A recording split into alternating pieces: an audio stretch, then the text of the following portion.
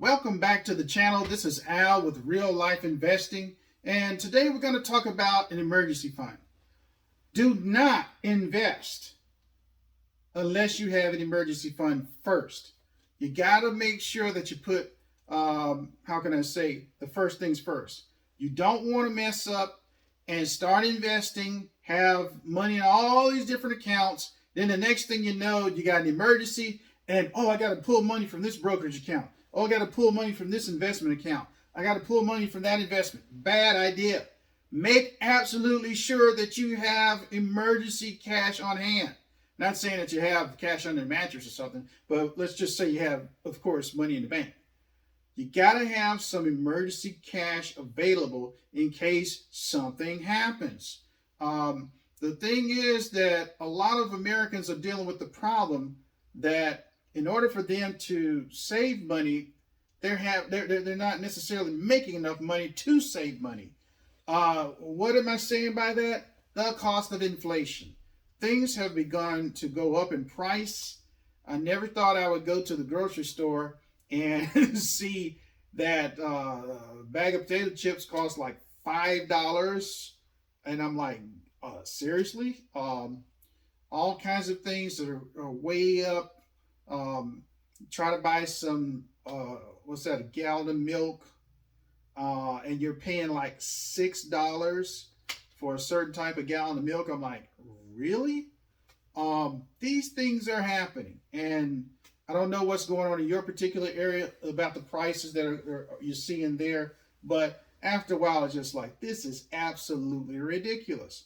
So you're dealing with situations where you're dealing with higher food prices, higher rent prices, higher everything prices, and so we're having to figure out how to make ends meet, and it's not easy. People can say what they want to say, but the average American is really feeling the pinch right now, and we're like, this is not good. So what we're dealing with is we're having to readjust our lives and try to figure out how to make it. The problem with a lot of situations is when you're dealing with this type of thing, there's nobody that's really going to have any mercy on you. There's nobody who's really going to be like, oh my God, the poor baby. No, you got to go get it. The popular expression nowadays is people saying get it out of the mud, etc. But the main thing is you got to go get it. So the only solution to that, if you're not making enough, is you got to either get another job, for one, that pays more money, or along with the job that you already have, you need to create a side hustle or some type of second job. There's really no other way around it. So what you have to look at is make absolutely sure that you're able to make ends meet on your own. Well, I'm not saying like you're not asking for anybody's help. It's always good to have help from other people, but at the same time, we know that eventually everything falls back on us, and we have to be able to survive. We have to be able to make it.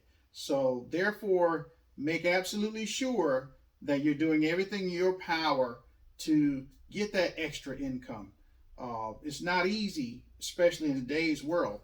Like I'm talking about for the majority of Americans, but we have to really look at these situations, and we have to make the adjustments, and we have to go forward and make it happen no matter what.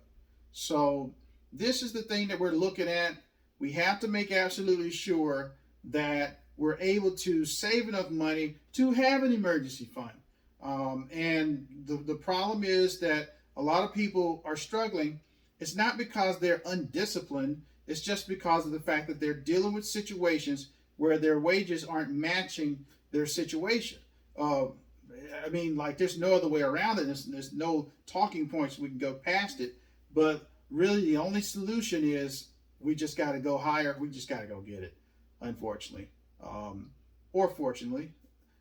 Sometimes you can take that as a challenge and say, well, what can I do here? What can I do there? But the best way to approach that challenge is ask yourself, what am I good at? What am I good at that I'm usually better than anybody else at? And then you're able to take that skill and you're able to apply that, and either you can create a business or you can do a side hustle. There's always a way to get more of what you need. Needs will definitely be supplied, but it's up to us to make that effort. So let's definitely make sure that we look into that. So right now, according to statistics as we speak, approximately 70% of all Americans don't have $1,000 saved. And I think it's like 30 something percent have zero savings at all. So these are very unfortunate things. This is the reason why we have to be so very cautious, so very careful about our emergencies and our expenses. Sooner or later, something's going to come up. Sometimes we won't be able to lean on someone else. And if that's the case, then we're going to have to lean back on what we have or what we know. So we definitely want to make sure that we have an emergency fund. Without the emergency fund, there's no need to even consider investing because of the fact that investing would be a waste of time.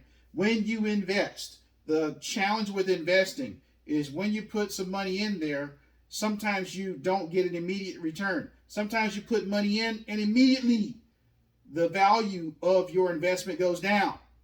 You might buy $1,000 worth of stock today. Tomorrow it might be worth 500, which is a bad thing. I know that sounds extreme, but these things do happen, especially if you're buying a very volatile stock. But we have to look at the fact that we need to have our emergency fund. If we don't, we're going to make a big mistake. We're going to see some stock or something that, oh my God, this is going to be a great idea.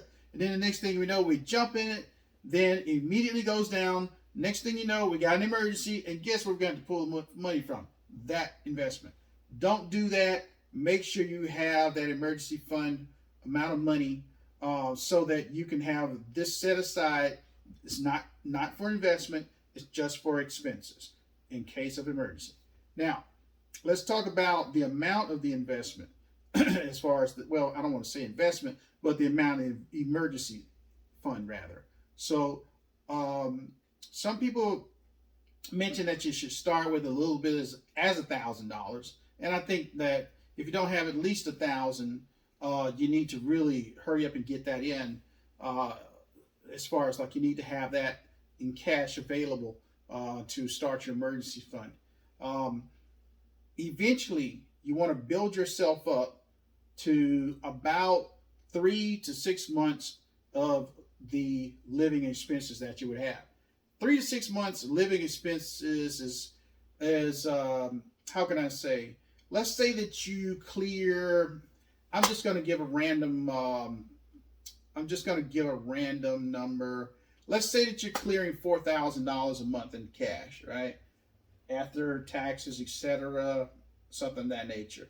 So let's say if we want 3 months of that, you're looking at about 4 times 3, $12,000 for 3 months, and we're talking 6 months. We're looking at $24,000. So you're looking at having that much available in cash, preferably. Really, you want to have that much available in case of emergency. Now, sounds like a lot of money, but if you ever wind up losing your job, or if you ever wind up losing your job and not being able to replace that job with a job that makes comparable money, you will see that the amount of money that you have starts to whittle down. And nowadays, a few $1,000 is nothing because of the fact that you're dealing with a situation where everything costs money and everything costs a lot of money. So make absolutely sure that you set this time aside to discipline yourself, get yourself ready. There's no need of investing until you handle this one thing.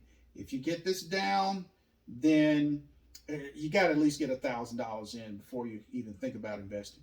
But if you get this down as far as the emergency fund, then you can start looking at making the other big moves. That way, if some catastrophe, God forbid, ever happens, you always got your money to fall back on. So definitely good talking with you guys today.